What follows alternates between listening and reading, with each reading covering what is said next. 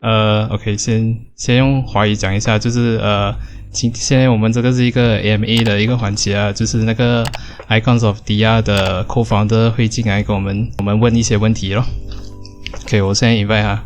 Hello. I agree. Nice to have you here. I'm hello Kevin. Everyone. So maybe before starting, maybe you can do a quick introduction on who you are and what do you do in this project.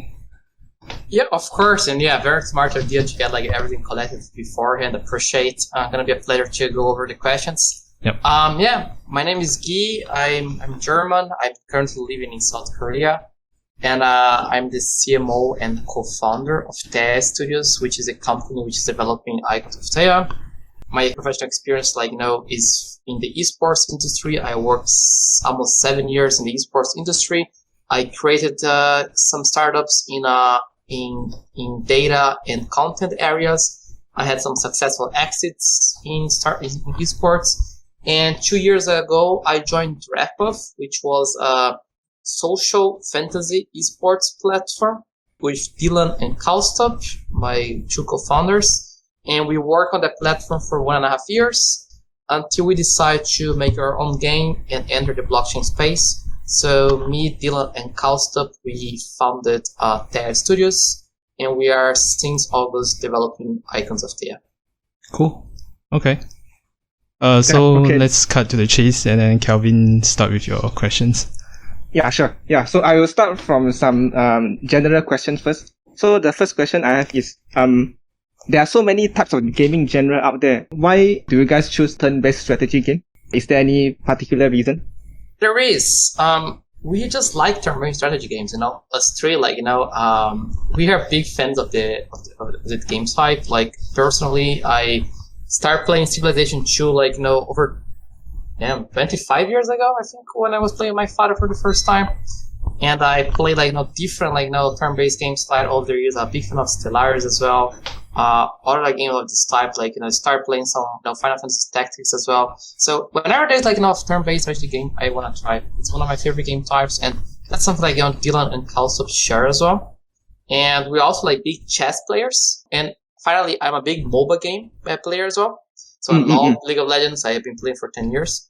So share Kaustop and Dylan the same interest. So we decided for a turn-based strategy game, which is a mixture of MOBAs, right. Of games such as Fire Emblem and Final Fantasy Tactics and chess. So putting together the elements of these different games, successful games, we decide to make Icons of Theia based on at least. So yeah, that's kind of one of our main inspiration behind.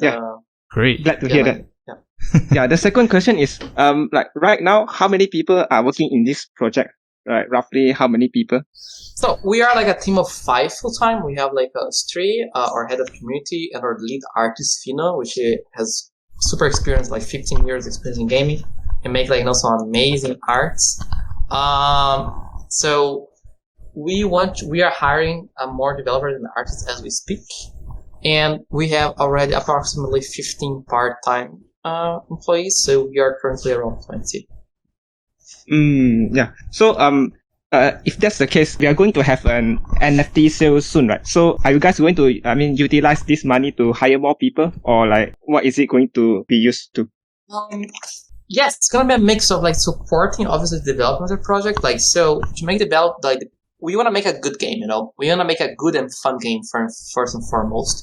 And obviously we need the resources for that, obviously. So the NFT sale is going to help powering the development of our game by enabling us to have these key hires that are pivotal for our subsequent development, to get resources so we can build the infrastructure of the game and so on. So mainly the fund is going to be used to develop further the game, aiming for a release at Q4 this year. So it's probably October, like that, right? Yes, around October we are planning to fully release the Icons of Theia. So right now we are in pre-development. We are gonna develop. We're working on pre-alpha right now, and we want to have a very first playable version next month, which we're gonna be showing a video for the community. And the community is going to be able to play the game in our alpha test starting in April. We'll get a gameplay teaser or gameplay trailer during that time as well, right? Yes, we're gonna get like you're gonna have access to a gameplay teaser in February, late February probably, and be able to play the game for the first time in our alpha, closed alpha in April. We're gonna be inviting some community members then to help us testing the game in April.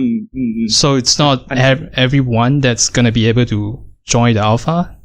No, we're gonna be limiting invitations. We don't know the exact number yet, but it's a small closed alpha. We're probably gonna be inviting members who hold NFTs to kind of show thanks for the support so far, because the NFT holders are the ones powering the development of the game. So to give something back to them, we're probably gonna be inviting first NFT holders, especially the ones that have purchased more NFTs and holding more NFTs. Those are gonna be the ones that are gonna have priority in testing the game in April. Yeah, makes sense. Okay. The next question is, are you planning to approach more Western content creators? Because so far, the content creators, English-speaking content creator that I see that promote IoT is from a channel called Bulldog1205, if I'm not mistaken. So other than that, I don't see others English-speaking content creator promoting. So are you guys planning to approach more of them? Definitely. I think right now there's a lack of high quality content creators in the English language for blockchain gaming. We want not to reach out to, let's say, only blockchain gaming content creators. We want to reach out to traditional gaming content creators. We want to reach out to streamers, to turn-based strategy YouTubers, outside of blockchain. We want our game to be accessible by everyone, not only blockchain content creators. So our goal is that once we have more gameplay, we have our first gameplay, we are going to be working with content creators outside of the blockchain space to bring traditional gamers to Icons of Theia. We're going to show them that we are making a good and fun game, happens to be in the blockchain, but we're also going to show the benefits that the blockchain space brings to gaming. And through this fun gameplay, we're going to try to bring fans to Icons of Theia. That's great. Glad to hear that. Next question onwards, I will go more on those game related questions. So now the next question is, are you going to build a 3D game? If so, when can we have a look at the 3D models of those characters, icons? Yeah, so it's gonna be a mix of 2D or 3D elements. The characters are gonna be more 2D based themselves, but they're gonna have 3D elements in the game. We finalized the 2D models. We are working right now. We're gonna be starting working with 3D models soon. But right now, the art is more 2D oriented. We have a playable map already, which has also 2D and 3D elements. So I'm gonna keep the community updated with new art assets that we're delivering. But right now, a 3D elements, we don't have much to show yet. However, the game's gonna be a mix of 2D, 3D elements. Okay, got it. The next question is, how long does a game of IoT will be? I know that Dota is roughly 1 hour for a game. So how long would the game in IoT will be? Definitely not 1 hour. We are planning to have the game on PC and mobile. So we want to have a more casual approach to that. But the thing is, we are going to implement a clock system. Chess has that. You can play chess with a clock, and then when you make the turns, your clock goes down, and then if you reach 0, you lose. Automatically you lose. So we're gonna have something similar. So you can play the game with different clock durations. So if you wanna play the game with 1 minute on your clock, or 1 minute in your clock, and your opponent has 1 minute, the game duration technically is 2 minutes. So and then if you want to have more time to think, then we can have modes with more more time on the clock. So it's gonna be depend up to you, pretty much how much is gonna take place. Depends on how much time you want in your clock. But basically on a basic level, default mode, we plan to last around 15 minutes. Oh, 15 minutes. That's great. It's great for a mobile game as well, because if let's say 1 hour for a mobile game, our phone will heat up and so on. There's some other issues as well.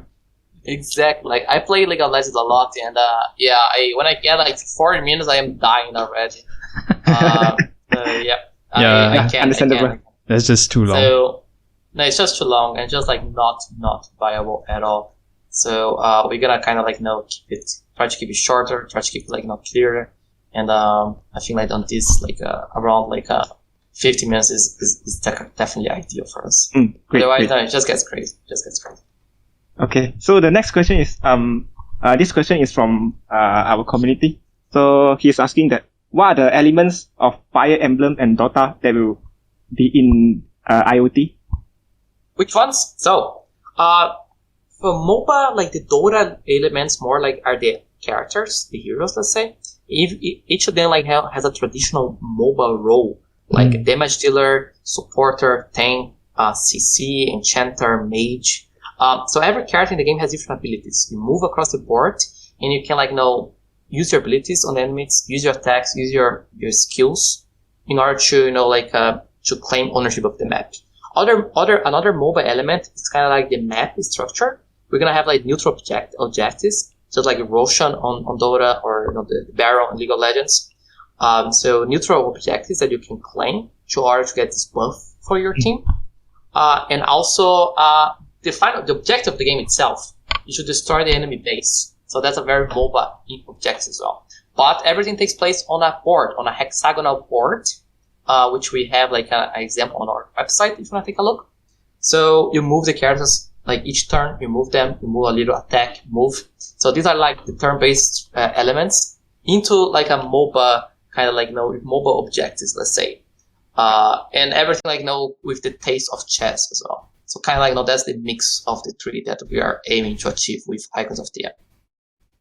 Yeah. It's quite, refreshing genre, I can say, because I seldom see games that has a feature like this. Okay, the next question is, so currently the game is 1 versus 1, right? So is there any plan on, let's say, a co-op mode, or we can play as a team with our friends and against other people? Yeah, that's a good question. So right now we are making 1v1, so you have 5 characters, you control against 5. Co-op mode is something that I'd really like to try. I'd like to have a mode where one player moves the icons, but another one uses the abilities. Oh, it's kind of like a tandem. interesting. You can't do both. One move and the other uses the ability, so you need to coordinate exactly. So I would imagine if they start discussing, no, I want to use this, no, I want to use this, and you need to have good coordination with your teammate, right? And everything on the clock, man, the clock getting down, and you don't have the time, and that will be quite fun. But it's a very flexible game. We can offer so many different things, so different variations on how to play, and it goes much beyond even the objectives, we don't need necessarily to destroy the base, but you can have a mode to score the payload, just like Overwatch, or just like a deathmatch game. Okay, you have 10 minutes, kill as many enemies as you can, or kind of King of the Hill. You need to control territory, and then the territory changes. So there's a lot of flexibility here, and that's why I think it was a great point about Icons of Tia come. The flexibility of creating and incorporating new elements and different and we want our community to have a very active voice.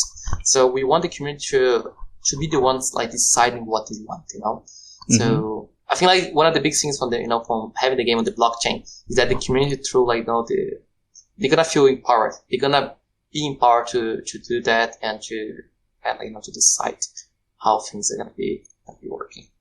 So yeah, understand. Okay. So the next question is, I saw that in the white paper, you have to burn those icons NFT to level up or something, right? May I know more about this? Because the info in the white paper is not that clear, actually. Yeah, about that, it's a very interesting question because how we plan to burn the icons, I don't know if you're familiar with a League of Legends mastery system. I played Dota, so I'm not quite sure about League of Legends. It's hard to compare. So let me try to explain then. So imagine you play a character a lot, you get expertise points, okay? Right. And you have expertise points, some points, we call it in League of Legends mastery points. And the more you get, it's kind of the more you get, let's say, you unlock certain emotes or certain skins or certain prizes in the game, some cosmetic prizes. But to unlock certain levels, you need to get some tokens or sorts. They need to buy and spend to unlock the level. So here's gonna be similar. You burn the icons, like you burn one icon. You have like, so say 2 of one icon. You burn one of them to unlock these mastery star points on your primary icon, let's say. And then with a higher star points, you can then, like unlock some very cool stuff on your primary icon. So you pretty much like use burned icons to upgrade like kind of like, your star mastery of your primary icon of the same type, the same hero. So let's say if you have like, 10 of the same hero, let's say call hero A, for example. You burn 9 of them into your main one. And by burning, then you can like unlock some pretty cool stuff for your main hero. Basically how it works. So all these benefits are just only cosmetical, right? They are not in-game stats changes. It's these not are that, gonna, right? yeah, this one's gonna be cosmetical only. We have how you change your in-game stats a little different. We have like a crafting system where you can create craftable items called sigils. Yep. And with the sigils, you can then like craft enchantments. And the enchantments can change the stats of your icon. So you can put like an enchantment with more attack, more defense, more health. You can like kind of adapt like kind of like your icon's stats through, let's say, through the enchantments. Basically, how it works. But so since we are talking about sigils already, so how much of a buff is this sigils can be? I mean, on an icons, like roughly like 10%, 20%. Yeah, 10% is perfect because it's actually what we're aiming, between 10 to 15%. So Okay. it's not going to be like, a huge effect. So we don't want to make a game like excessively pay to win. Yeah. I think that's like, against our main core values. But we want to make like the game like, fair and like kind of enjoyable still, but offer the chance of progression, which for us is very important. So progression through the enchantments, the sigils is a very important aspect of our game. And we think that around 10% is a very fair upgrade that players can get. So 10% is a decent upgrade, but still like not like kind of like that much that's completely pay to win, So it's something like yes. people can, and you can, you don't need to buy anything necessarily. You can grind the tokens for that. You can grind like, the tokens, the fungible tokens, the IoT Essence of Tia tokens that you earn. You can use them to upgrade your essence and your sigils, and thus like achieve like this 10% plus that I mentioned. So that's great. Yeah, so it means free to play player also able to acquire all these sigils to fight against those those players who spend money in the game. So the free to play icons that you get in the game, they're not NFTs. So when you start the game, you're not spending money. You have like free icons that you can play the game with, but they're not NFT. They're free icons. They're not NFTs. Okay, so one quick question. So can those free to play players apply sigils, apply the buff of the sigils on these free icons? No, they can, right? They need to buy the icons NFT first before they can apply the buff of the from the sigils on top of the characters, right? Yes, that would be correct. So we expect that free-to-play players, are going to start playing the game and earn the tokens. Mm-hmm. And by earning the tokens, they can buy then the NFT icons, and then they increase their token, their gaining, and then then they can get the sigils and get the enchantments and do the process. So it's like playing that common game. There's some grinding required. Like Dota, for example. Like Dota is a bad example because the heroes are for free. But like League of Legends, for example, you have cards for free. You acquire the currency after playing the game, and you can unlock every single other champion for free as well, right? Yeah. But you need to grind, play the game a lot to acquire the currency for that. NFT is gonna be exactly the same. So we see spending money for the NFTs icons as a facilitator that kind of speeds up. We are all about making it faster. If you want to save time, then you spend money. Then you spend you invest on the icons and everything else. But if you want to not spend at all, you also have the choice. Just that's gonna take longer than other players. Right. So it's not game breaking, but it just saves you time if you decide to pay, right? Yeah. Precisely. Okay. Let's move on. The next question is I would like to ask about the faction wars. So how does the faction wars works, and what role does a guild play in the faction war? So, faction war is something that we are still going to announce with more detail. We are like, kind of like implement like some core aspects of the faction wars, but on a very basic level, how it would work is that you have your guild. So you create like a guild in the game. You, your friends, or community, or let's say a Valadium guild, for example. That can exist. And then you have your players, and you compete against other guilds in a sort of leagues. So you play like kind of like in a league system, a league structure, and you can like kind of like represent a faction. So we have 5 in the lore. We have 7 factions in the game right now, and then in the guild faction, you can in your league represent one of these factions. And then as you play against other guilds, as you compete, you can like win the league or win your division. You get a good placement, and you can get promoted to the higher division. Let's say. And higher divisions, higher prizes. Oh, so there are multiple divisions of this league, and then we can have different prize pool or something. Until the top league, which we expect that's going to be composed of professional players and organizations. So we expect to have professional Icons of Tia players competing in the highest divisions. Okay. So one more question. So does this mean that we'll only face those guilds that are from other factions? We won't face the guilds that are same faction with us? Yeah, lore-wise, I think we're gonna adjust everything, but maybe in the lore, technically you represent a faction, but technically I think there's gonna be a possibility to face from the same faction, just like in the game, Dota, for example, you have the lore characters, heroes who are friends, but they are playing against each other in a game, because that happens, so I think lore and gameplay is gonna be a little separated here. So yeah, probably gonna be a place to face people. From your own faction. It's just more like a lore thing. So we plan some lore prizes, some lore stuff regarding the story progress on the faction wars. But technically you can play face against anyone. Yeah, got it. Yeah, so I think that's all the question I have from me. I will let Henry to ask the remaining questions. Okay, so a quick question on, will the game have a referral system in the future? Yes, so we are planning so right now we are kind of going different route with our Herald program on Discord. Yep. Which you can kind of recommend people to join and play. Be part of the community and level up. It's because we want to build a very organic community on Discord.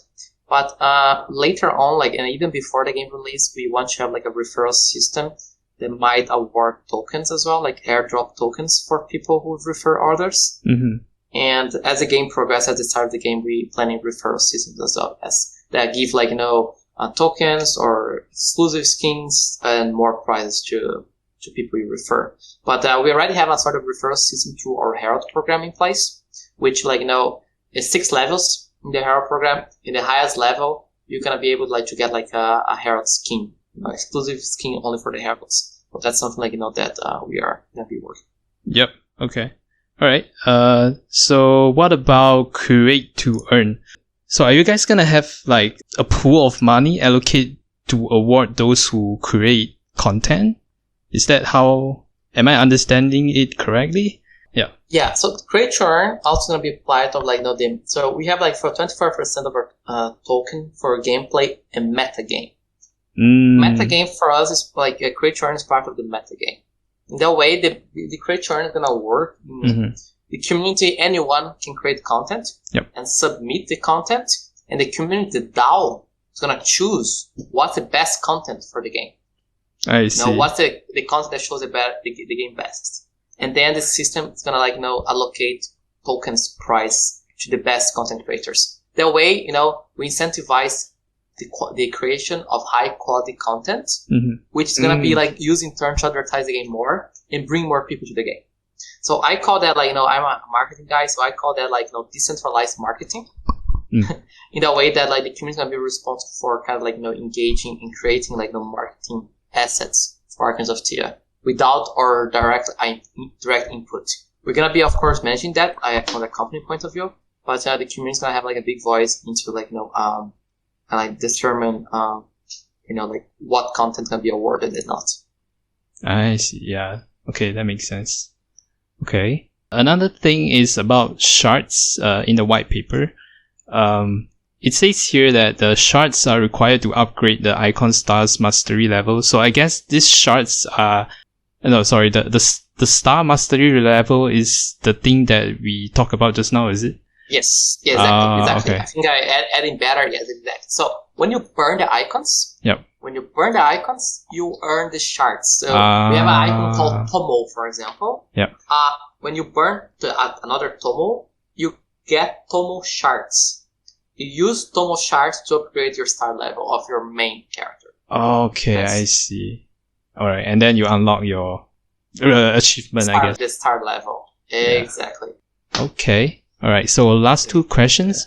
So about the previous project, Draft Buffs, I was wondering how are you guys gonna, like, what do you guys learn from that project, and what can you guys use from that project to apply onto this new project? You know? We honestly, we learn internally how to work as a team, how to coordinate things well as a team. Mm-hmm. That's a big learn for us. We took we had some problems as a communication and development. Obviously every company has, so we optimize our projects on that. Yep. So which make us very very prepared for the future. And also I think the biggest lesson ever, we learned how to build a very active and engaged community. On the wrap up, we had over 150,000 users. So it wasn't like a small community, it was a big one too. And we learned that the best way to create a very solid and healthy ecosystem is by having constant engagement with your community, being very active, engaging, and presenting. That's one big reason why I'm holding AMAs with communities with our Discord community here right now, and gonna be doing more, because we want to keep transparent, engaging, and also always ask for the community's opinion and feedback. For us, you guys, opinion, you guys' feedback is extremely important and very valuable to us. We take everything we receive super seriously because, we respect what everyone thinks, and that helps us a lot, develop the game. So that's a big thing we learned from Wrap-Up. Big thing that happens. And I think that the last one is that, we kind of realized that we really want to make a game. And I think another lesson that, I'm not gonna go in detail here, but we work with in esports like League of Legends and kind of Overwatch, and being kind of working Riot and Blizzard, the big ones, can be a little annoying. So we just decided let's do our own thing. Let's not be reliant on the big ones. Let's just do our own thing. Oh, you guys are actually working with them?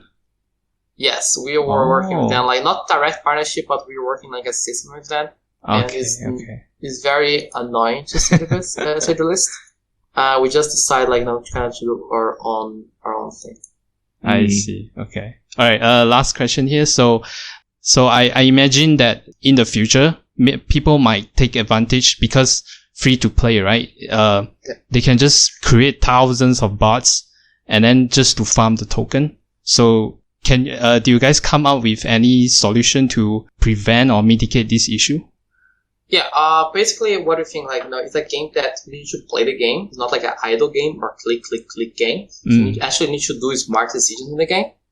But even see mobile games have problems with bots, but that's something we're going to be addressing very seriously. We expect bots are not going to be very smart in the game. It's something that requires a very smart technology to be able to defeat a human in a turn-based strategy game. If you see on chess, for example, supercomputers are required to be the best player in the world. So it's not something that's able to be bought very easily here. It's not. It's hard. You can see a bot playing stupidly in the game. You just beat the bot. So it's not worth for a bot to keep losing and losing and losing. So but basically we're gonna take that very seriously, and we're gonna have mechanisms in place in order to kind of avoid bot activity. We hate bots. We want our game to be played by humans, not by bots. So we're gonna have some big systems in place to avoid botting in Icons of Tyr. Yeah, I guess one way is to make the mechanics slightly more complex so that the bots cannot easily take over the game. Yeah. Precisely. No, by the way, some pretty good questions actually here. I am part of other AMAs, so I really like that you guys focus on the game a lot. And I appreciate that a lot, because we are making a game here. We want to make a fun, enjoyable game to play, not on a project. Honestly, I don't like when they call Icons of Tyr a project, that like sound like terror blockchain and like kind of rogue pulling and kind of like speculative nature. We're a game. Yes. We just happen to be on the blockchain because we believe in asset ownership and decentralization. But that's it. We are a game. So please don't compare us like to like this like crap that we have out there. Like like these games that you click. Like please, they're not games. We're trying to make something serious here. That's why we're gonna release on the end of the year because we're gonna take our time, making something seriously. We are hiring some very high level profile people. We have people from Microsoft, my co-founders of Microsoft, Amazon. We have people from other game companies coming aboard. We have some high level people because we want to making something very special happen. Exactly. That was exactly what we were thinking because like we had enough with all those click games and then where you have to just pump in money and then just pray that the tokens price goes up and then it has nothing to do with the gameplay whatsoever. So yeah. No, and there's no future on that. It's pure like people only play for the money. People only play to generate revenue. It's not sustainable. It's not sustainable. No, it breaks up. Like you see a lot of products, like even Axie, which is like for me, it's okay. Could be better. Could be better. But could be better. But it's still even Axie struggling. Imagine all these games like where click. That you click, okay, the results process. It's not a game, It's not a game. So people are playing to make money. So when the money is not there anymore, or the money is is not as big as it used to be, people leave. Simple. Bye. Very simple. I think that's what I like about the core values of the IoT teams. You guys really focus on the gameplay itself instead of the tokens and those play to earn stuff. The first time that I encounter IoT is from the Bulldog channel. I think I can say it's a love at first sight. I can feel your values and then your enthusiasm in this project. I mean, in these games, right? Yes. No, don't worry. You're used to talk about products, so that's fine. But yeah, and that's why I want to share the enthusiasm to the rest of the community. So we want to make sure, show that we are here, making a fun game where yes, you can also earn stuff. You can make some assets out of that, and you can have your assets. So imagine you have a skin in the game. But you don't want to use the skin again, You tired of the skin. If you're playing Dota, unlucky. You need to keep that now. You paid already. But on IoT, you can just sell again and then use the money to buy something new. That's what I want. That's what we believe here. That's the point of blockchain. That's the point of blockchain. Exactly. So that's what we're gonna bring here for our team. Some final remarks here, if I can add. As I mentioned, we're gonna have our NFT sale starting next week, on Monday for our Trailblazer, aka whitelisted users. I know you are Trailblazer already, Kelvin. So yeah, both of us, yeah. Go Trailblazers. Henry, are you as well? Yeah, I am. You are too, right? Okay, perfect. Yeah, I forgot that you are too. Sorry. So Trailblazer program, our whitelisting event until people can buy on the 31st. But everyone else can buy NFTs on the January 1st as well. All right. One last question. One of our members asked, is there any plan for the game in the future to release more language? Because not everyone is good at English. So some people think it might be a language barrier to enter the game, so they won't be... Yeah, but I think this is quite important as well. Yeah. Yeah, and it's important. I hear that, and I agree. And that's something we also plan to eventually, we are still a small company. We're in development. We are limited resources, so this is going to be in English. But again, with the community support, you guys support a lot. You're helping us developing this. We can then add more support to other languages. It's one goal of mine to add, there's so many people who don't dominate English properly, especially a strategy game can be a little complex to learn the mechanics. A tutorial in English can be too hard. Yes. You want to make the onboarding experience simpler, for everyone, and having the game localized in different languages is going to help us achieve that for sure. So to answer the question, initially, yes, in English, but as soon as the game is released, we're going to be looking to add some more languages for sure. Well, actually, we are still already kind of trying to do that. Just we are right now. Let's say we don't have the resources yet, but eventually we want to bring more languages. Yes. Yes, understandable. All right. Okay. So I think that's all. Thank you for your time and have a good night. Thanks everyone. It was a pleasure. And yeah, if any other questions about IoT, just like on our Discord, use the Ask Us Anything channel or other channels, tag the team, and we are more than happy to help. Thanks. Was a pleasure. Thanks guys for hosting the call. It was amazing questions. Yeah, take care. See you guys. Thank you. Bye bye. Bye bye.所以这个就是这一次的 AMA。如果你们对这个游戏有兴趣，有更多疑问想要提问的话，你们可以去到他们的 Discord server。然后如果你们想要知道我们对这个游戏有什么见解，对这个游戏有什么看法，还有过后打算怎么做，你们可以到我们的 Discord 跟我们聊天哦。link 会在 description 里面哦。